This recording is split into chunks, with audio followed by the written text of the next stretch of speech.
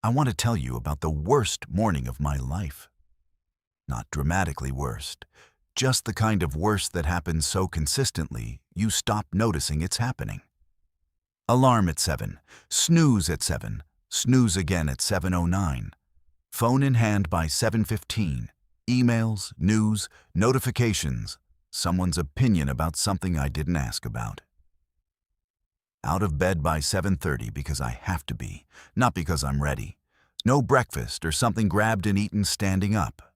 Out the door already behind, already reactive, already in the mood that the first hour of the day had decided for me.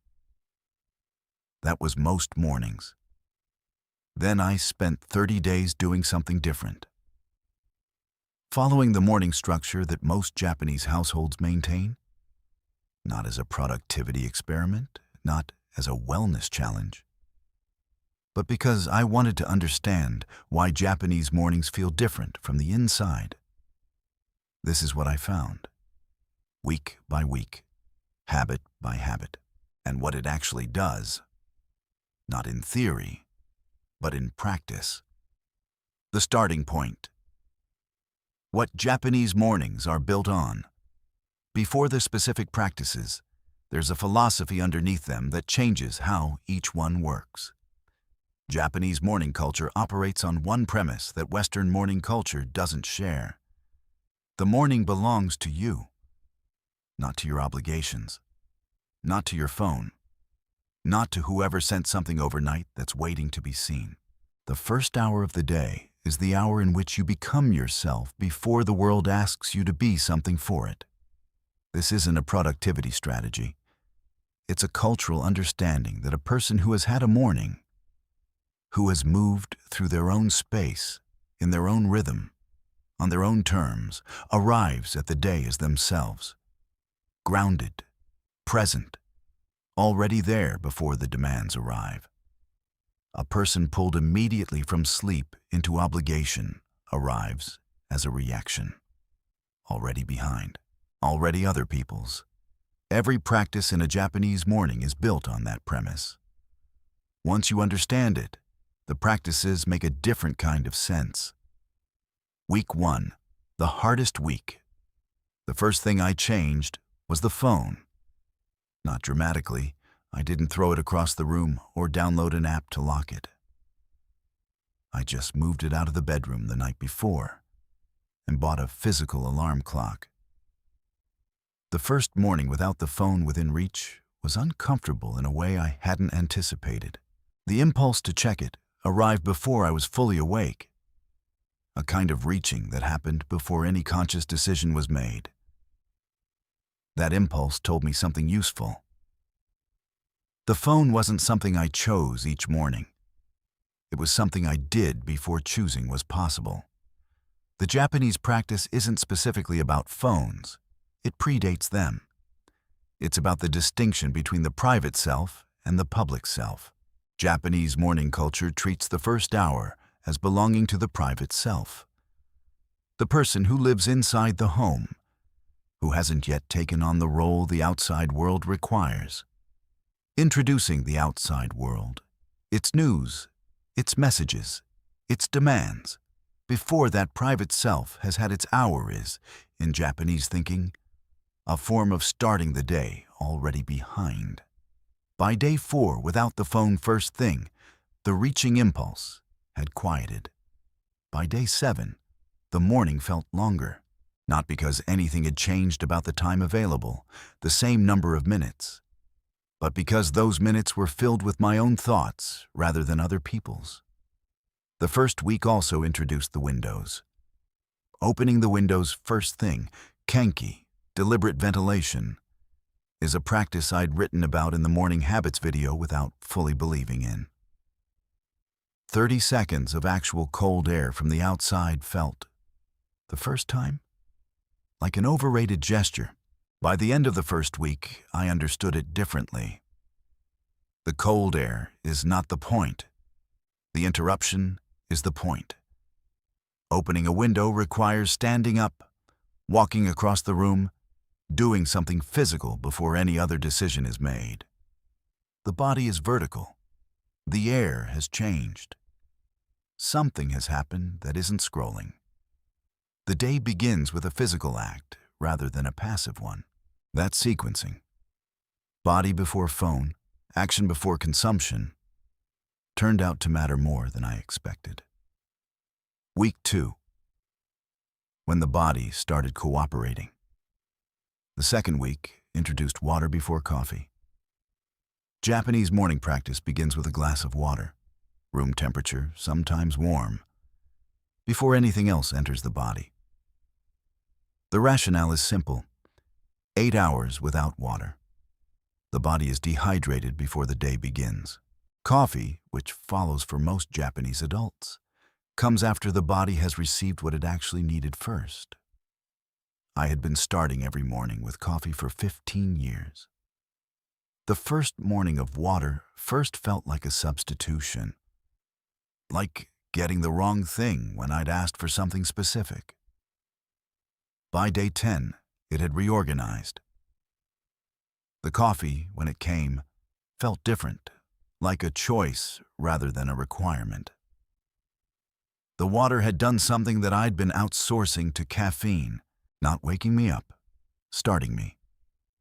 The second week also brought Radio Taiso, the 3-minute Japanese morning exercise routine broadcast on national radio since 1928.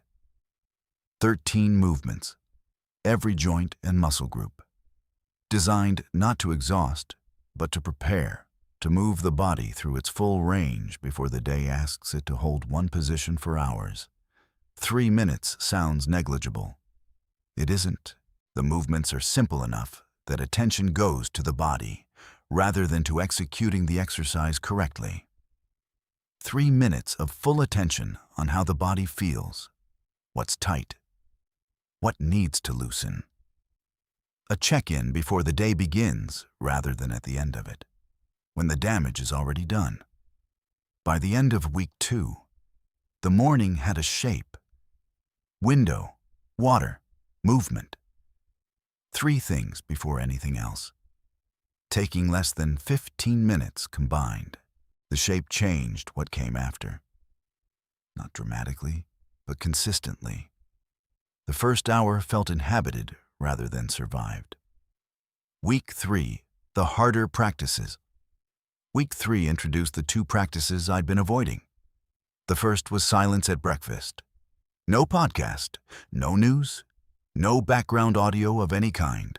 Just breakfast, eaten without accompaniment, in the actual quiet of the morning. The first morning of this was genuinely uncomfortable. Silence during a meal felt like wasted time. Like an opportunity to consume information being declined without reason. By the third silent breakfast, I understood what was being protected. The morning quiet in Japanese homes is sometimes described as a buffer, the space between the inner world of sleep and the outer world of noise that's about to begin. Filling that space with audio, even good audio, collapses the buffer entirely. The noise of the world enters before the self has had its moment. Eating in silence forces a quality of attention that eating with audio doesn't require. You taste the food. You notice whether you're hungry or just consuming. You arrive at the end of breakfast, having actually been present during it, rather than having been somewhere else while your body performed the mechanical act of eating. Japanese mornings are quieter than Western mornings in a way that's immediately perceptible if you've spent time in both. This practice explained why. The silence is not absence. It's protection. The second harder practice was the leaving ritual. Before leaving the home, a moment of pause at the door. In Japanese households, the exchange is verbal. Itakimasu from the person leaving, itarashai from those staying. I go and will return. Please go and come back. Alone, the exchange has no second voice. But the pause itself. One breath, one moment of acknowledging the transition from inside to outside, turned out to have more effect than I expected. Rushing out of a home without acknowledgement carries the inside and outside together. The home hasn't been left. It's just been abandoned mid-thought for the next obligation. The pause creates a seam. On one side, home. On the other, world. Passing through it deliberately changes the quality of arrival at whatever comes next. By the end of week 3, I was leaving 10 minutes earlier than I needed to. Not because the routine required it, because the morning had produced a person who wasn't rushing, and that person didn't need to rush.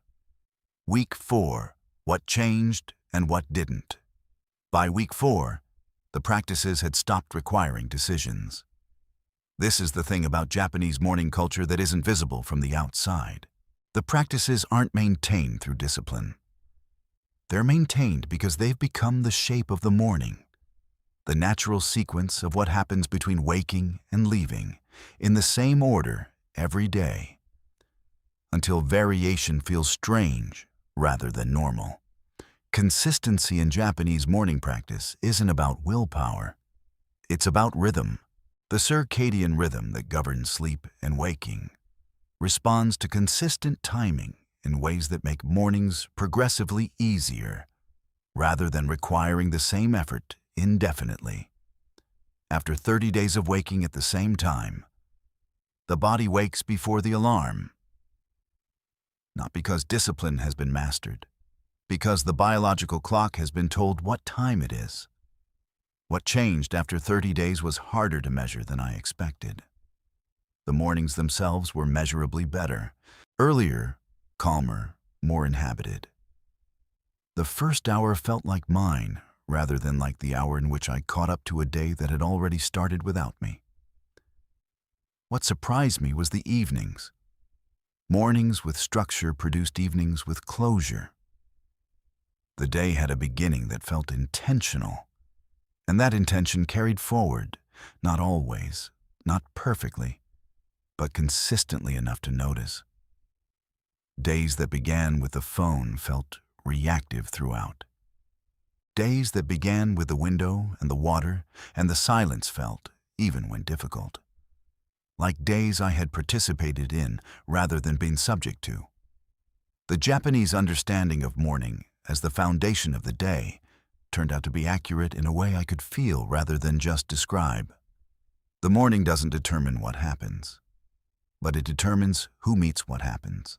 And that difference between arriving at your day as yourself or arriving at it already reactive, already behind, already shaped by what you consumed in the first 10 minutes, is larger than it sounds.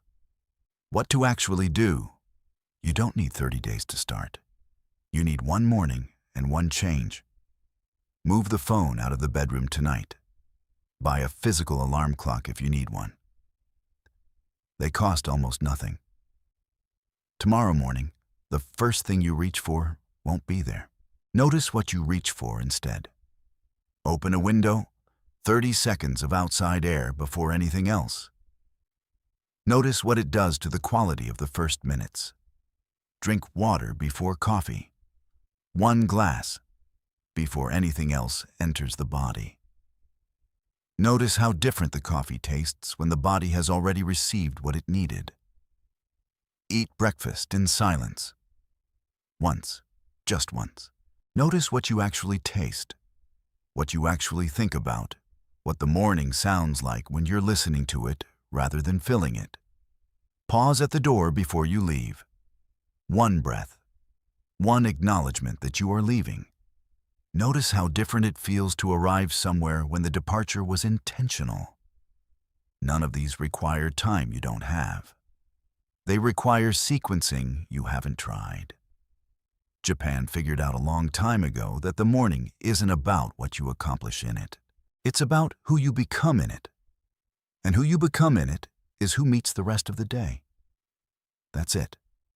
If this gave you something worth trying, subscribe. Every week we look at what Japan does differently and why it works. See you next week.